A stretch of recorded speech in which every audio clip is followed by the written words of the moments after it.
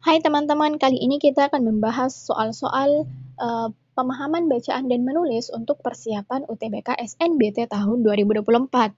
Nah, em, subtes pemahaman bacaan dan menulis itu identik dengan bacaan atau teks yang lumayan panjang. Jadi untuk menghemat waktu dalam menghadapi soal-soal seperti ini, kita langsung ke soalnya saja tanpa harus membaca seluruh isi teks untuk menghemat waktu, apalagi saat kita menjawab soal itu kita harus berpacu dengan waktu. Jadi sebisa mungkin kita harus menjawab semua soal tanpa adanya kelewatan dengan cara langsung ke soalnya saja tanpa membaca seluruh isi teks yang akan memakan waktu yang cukup lama. Seperti soal yang pertama ini nih, gagasan utama paragraf pertama adalah, oke, yang diminta adalah paragraf pertama, berarti kita hanya fokus pada paragraf pertama. Jadi paragraf 2, 3, dan seterusnya itu kita tidak perlu baca, intinya kita hanya fokus ke paragraf pertama, karena yang diminta soal ya paragraf pertama. Nah, di sini mengatakan gagasan utama. Gagasan utama itu adalah suatu kalimat yang menjiwai seluruh paragraf atau inti pokok yang dibahas dalam paragraf tersebut. Kita baca dulu paragraf pertama. Dewasa ini, ulah manusia melakukan perusakan alam dan sistem lingkungan yang menopang kehidupan semakin nyata. Akibatnya, krisis lingkungan yang terjadi dalam skala nasional dan global sudah sampai pada tahap yang serius mengancam eksistensi planet bumi, tempat manusia, hewan, dan tumbuhan melangsungkan kehidupan. Salah satu indikator kerusakan lingkungan adalah adanya degradasi lahan cukup nyata di depan mata. Misalnya, banjir tahunan yang semakin besar dan meluas, sedimentasi sungai dan danau, tanah longsor, dan kelangkaan air baik secara kuantitas ataupun kualitas. Polusi air dan udara, pemanasan global, perubahan iklim, kefanaan spesies tumbuhan dan hewan, serta ledakan hama dan penyakit merupakan gejala lain yang serius mengancam penghidupan di planet bumi. Oke, pada intinya paragraf pertama ini menjelaskan bahwa kerusakan alam dan lingkungan yang mana itu disebabkan oleh ulah manusia. Nah, di kalimat pertama ini merupakan gagasan utama atau inti dari apa yang dijelaskan dari paragraf pertama, yaitu kerusakan alam yang disebabkan oleh manusia. Nah, akibatnya itu dijelaskan di kalimat 2, 3, 4, 5, 2, 3, 4, dan 5. Berarti kita lihat nih opsi mana yang paling tepat. Opsi yang A, kerusakan alam dan lingkungan hidup akibat ulah manusia. Nah, ini merupakan gagasan utama paragraf pertama yang dijelaskan di kalimat pertama. Berarti opsi yang paling tepat adalah opsi yang A, tapi kita baca dulu opsi-opsi lainnya. Opsi yang B, terancamnya eksistensi planet bumi akibat krisis lingkungan.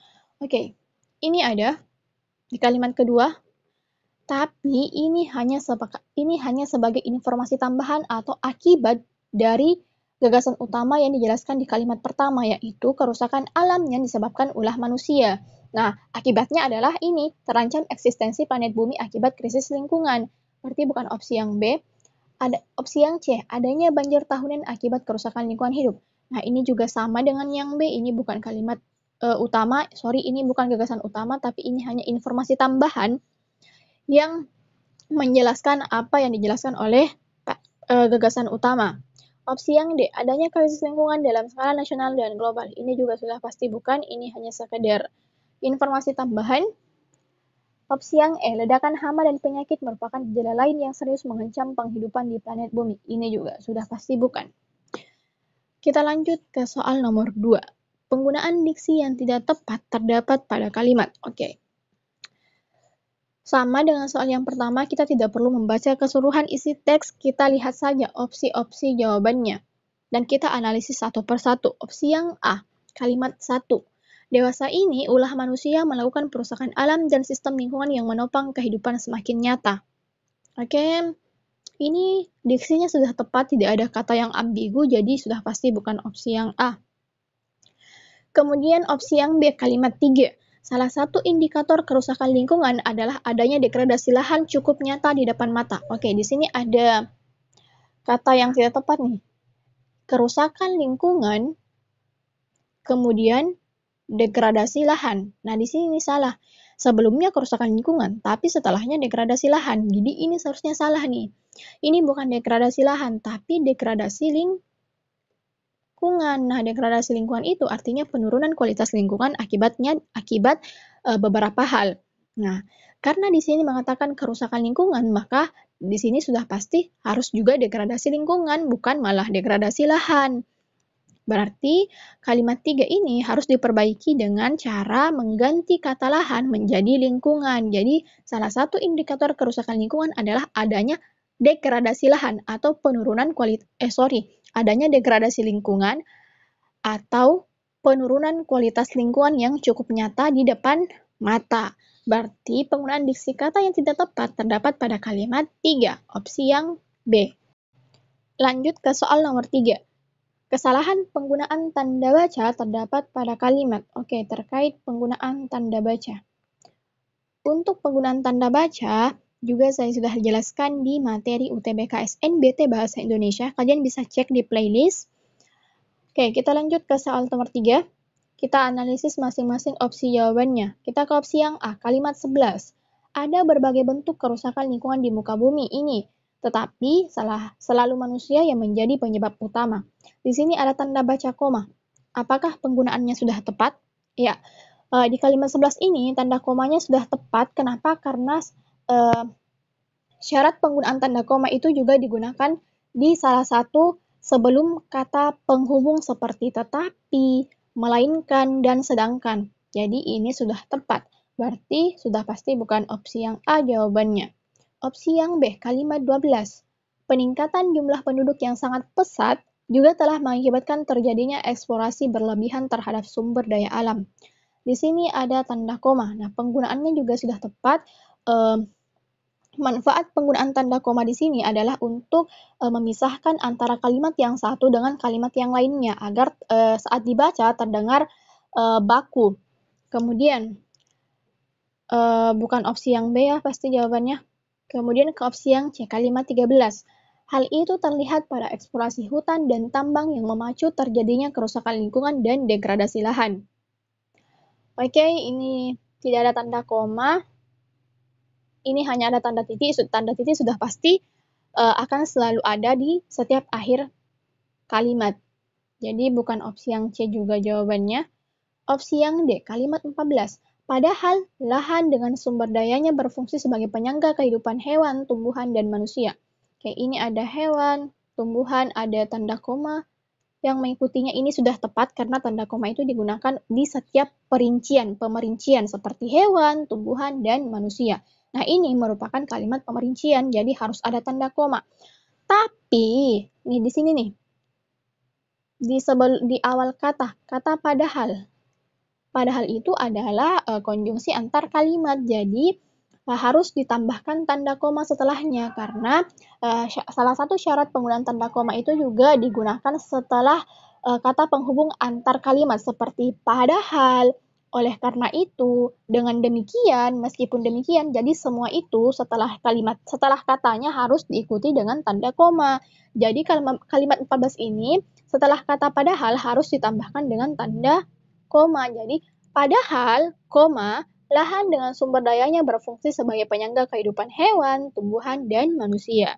Berarti, untuk soal nomor 3, kesalahan penggunaan tanda bacanya itu terdapat pada kalimat 14 atau opsi yang D. Kita lanjut ke soal selanjutnya. Ke soal nomor 4. Kalimat yang tidak efektif terdapat pada kalimat. Oke. Salah satu ciri kalimat efektif itu adalah ketika penggunaan struktur katanya sudah tepat dan juga dapat dipahami dengan mudah oleh para pembaca.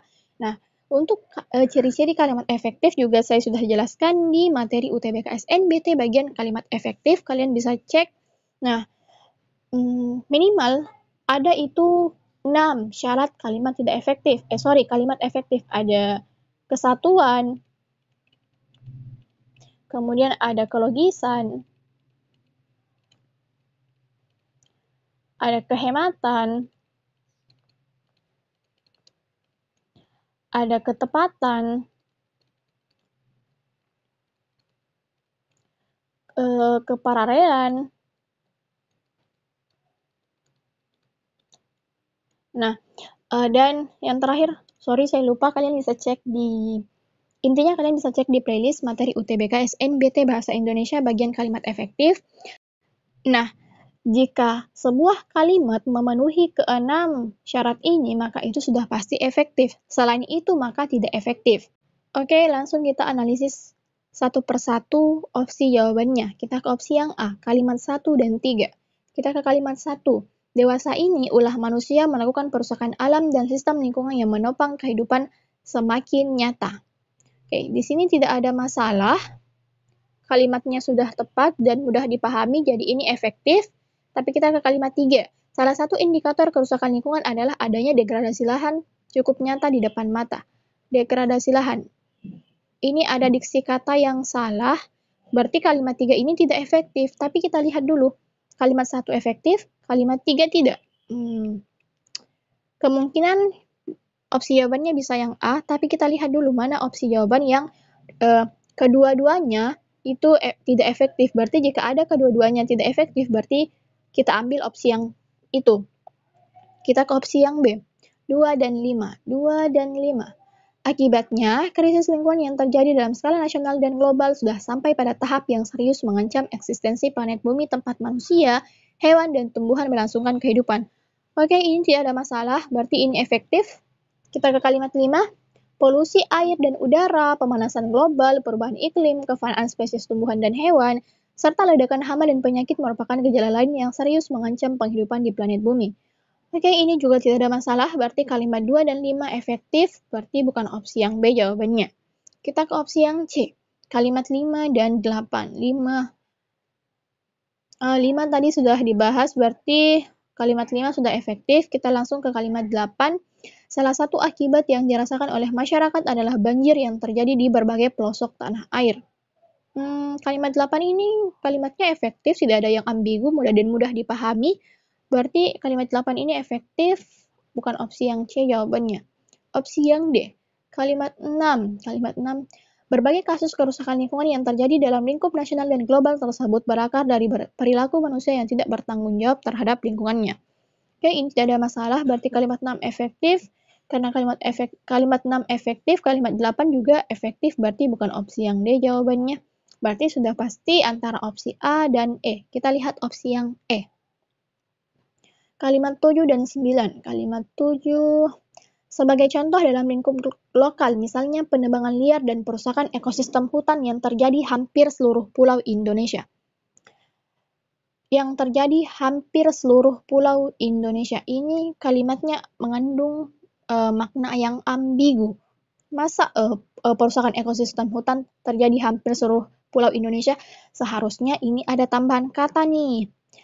Misalnya penebangan liar dan perusakan ekosistem hutan yang terjadi di hampir seluruh pulau Indonesia. Jadi harus ada kata di agar kalimatnya bisa efektif sehingga tidak mengandung makna yang ambigu. Berarti kalimat 7 ini tidak efektif. Kita lihat kalimat 9, apakah tidak efektif juga? Bahkan di berbagai kota besar di Indonesia seperti Jakarta, Surabaya, dan Semarang merupakan peristiwa rutin tiap tahun. Merupakan peristiwa rutin tiap tahun. Ini maksudnya apa nih? Kata merupakan itu adalah sebuah kata untuk sebuah penjelasan. Nah, kata merupakan ini tidak cocok tidak cocok disimpan di antara kalimat-kalimat ini. Coba baca.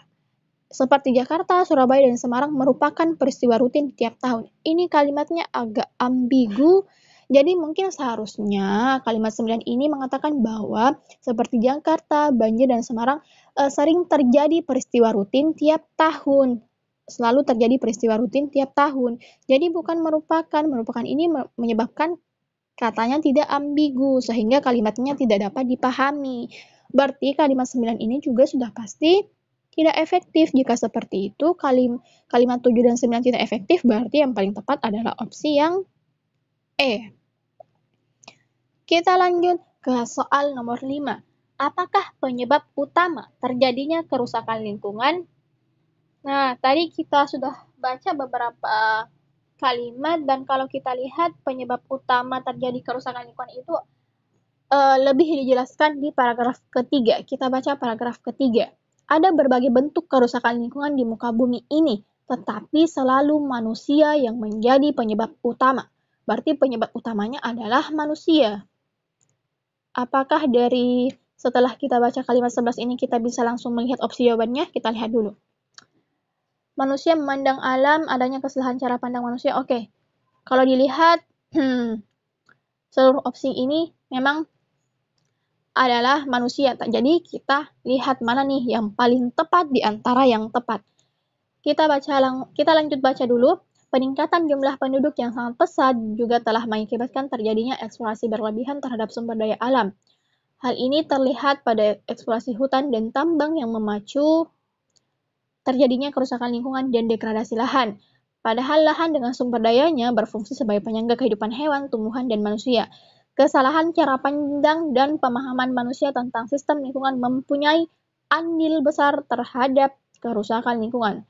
Oh, berarti kesalahan cara pandang dan pemahaman manusia tentang sistem lingkungan itu mempunyai andil besar terhadap kerusakan lingkungan. Artinya, dengan kata lain, ini merupakan penyebab utama terjadinya kerusakan lingkungan. Berarti, kalau kita lihat, opsi yang paling tepat adalah opsi yang B.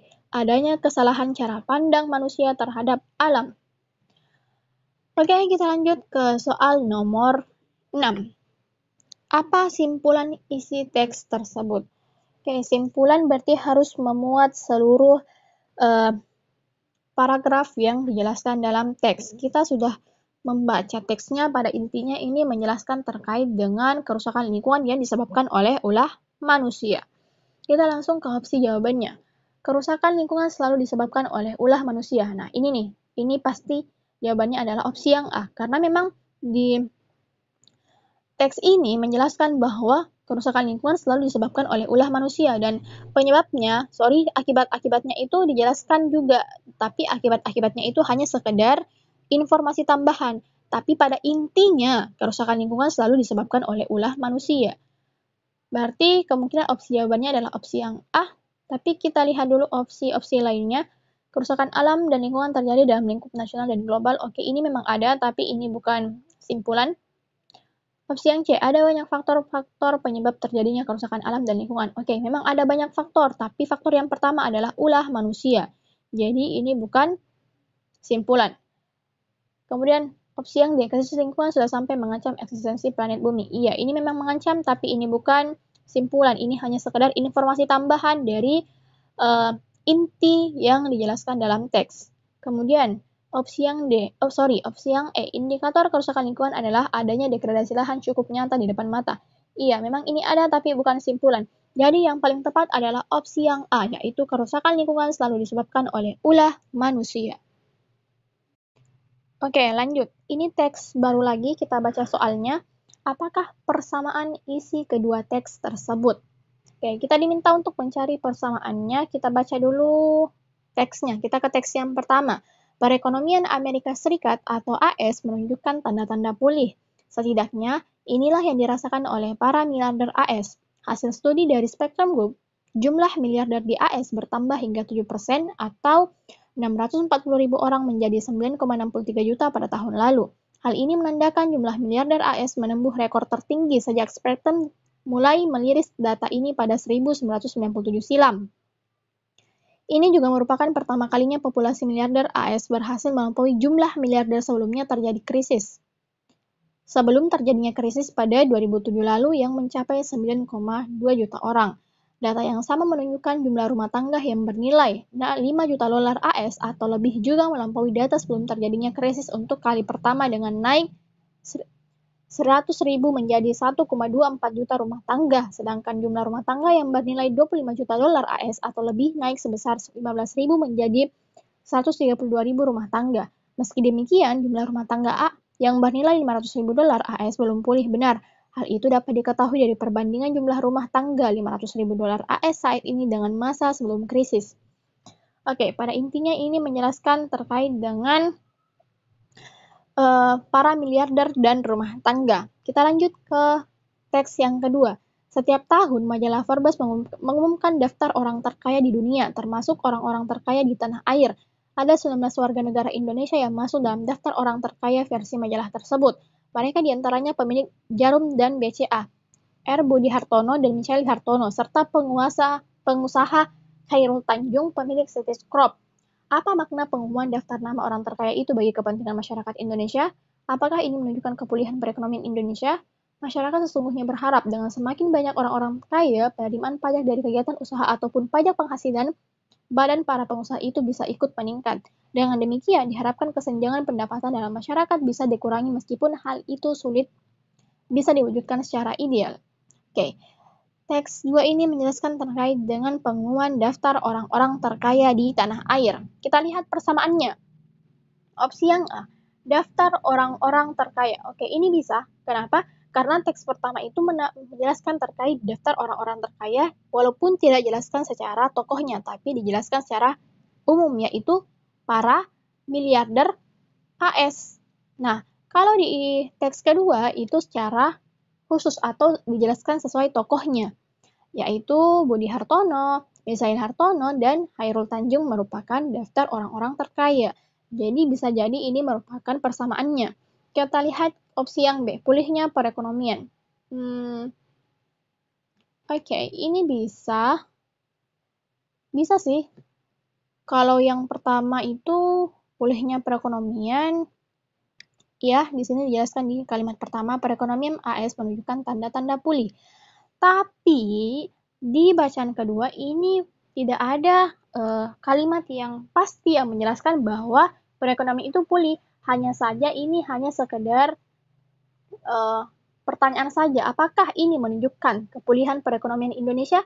Jadi ini masih kalimat opini, belum kalimat fakta yang bisa dijadikan acuan bahwa teks 2 ini menjelaskan bahwa pulihnya perekonomian. Jadi opsi yang B ini sudah pasti salah.